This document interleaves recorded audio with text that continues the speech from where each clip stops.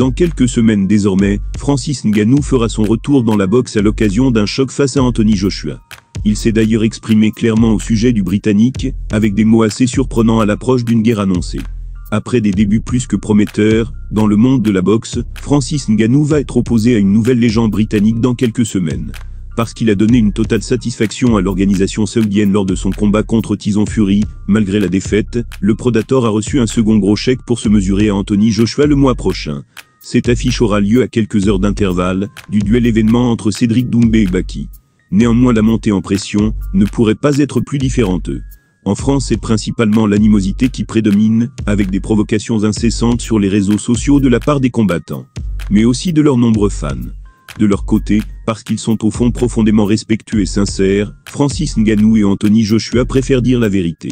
Alors oui, ils affirment l'un et l'autre qu'ils vont gagner, et qu'ils peuvent sortir un gros chaos. Mais sur sa chaîne YouTube, le Camerounais a été bien plus honnête. Il a notamment loué le caractère de son adversaire.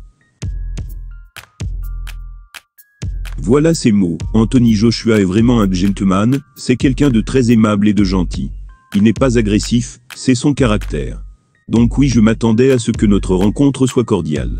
Je ne m'attendais pas à ce qu'il fasse quelque chose de fou pendant la première conférence de presse. Il n'a jamais été comme ça, donc ça sera différent d'avec Tyson Fury. Contrairement à Fury qui est parfois dans son monde à lui, Francis Ngannou savait pertinemment que la rencontre avec son prochain adversaire serait plus calme et posée. Anthony Joshua est plutôt du genre à laisser sa boxe parler pour lui dans le ring. Alors il ne ressent pas le besoin d'être dans la provocation. Une approche qui plaît visiblement au Predator. En revanche, une fois que les gants seront enfilés, il n'y aura plus de place pour les sentiments et les mots gentils. Les deux n'auront qu'une chose en tête, la victoire.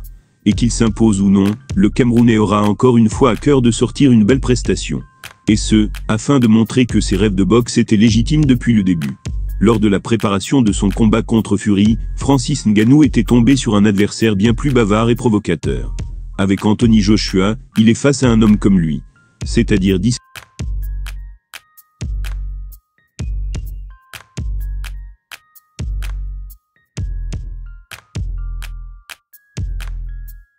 Ses favoris avant son combat contre Baki, Cédric Doumbé se montre plus confiant que jamais. À moins d'un mois du PFL Paris, l'ancien du Glory a d'ailleurs tenu un discours très clair sur sa relation avec la France. Fidèle à ses habitudes, Cédric Doumbé ne se voit pas perdre contre Bessangour Chansoulinov. Ce dernier affiche certes plus de combats au MMA que lui sur son CV. Mais le franco-camerounais peut compter sur une immense expérience de par sa carrière au kickboxing. En plus de ça, sa reconversion se passe très bien pour le moment. Il a notamment remporté l'ensemble de 5 virées dans la cage. Autant dire que tous les voyants sont au vert pour The Best, lui qui n'a pas beaucoup d'estime pour son adversaire. Il faut dire qu'à l'origine, il n'était pas censé affronter Baki, mais plutôt Anthony Pettis.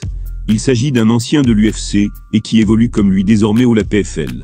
L'Américain est certes vieillissant, mais son nom est largement plus ronflant à l'échelle internationale que celui de la pépite de l'Ares.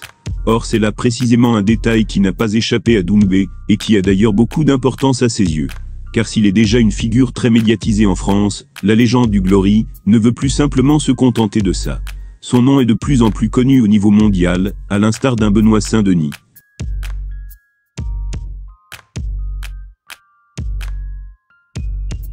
Il a déclaré ceci: « Je veux montrer aux gens que je suis le meilleur, et que je peux mettre KO tout le monde. Même en MMA. Je veux montrer que je suis spécial, je veux marquer l'histoire. J'ai déjà choqué la France, je dois le faire une seconde fois. La prochaine étape, c'est le marché US, et je dois le faire. Je dois montrer ce que je sais faire aux Américains. » Il est vrai que sa dernière sortie au PFL Paris en octobre dernier a fait un buzz colossal dans l'Hexagone, alors qu'il a mis Jordan Zebo KO en seulement 9 secondes. Le problème pour Doomsed, c'est qu'il a opté de signer au PFL, plutôt qu'à l'UFC. Organisation qui dispose de bien plus de prestige. Ces raisons sont logiques, car il est bien mieux payé là-bas, mais nombreux sont ceux à toujours lui reprocher cette décision.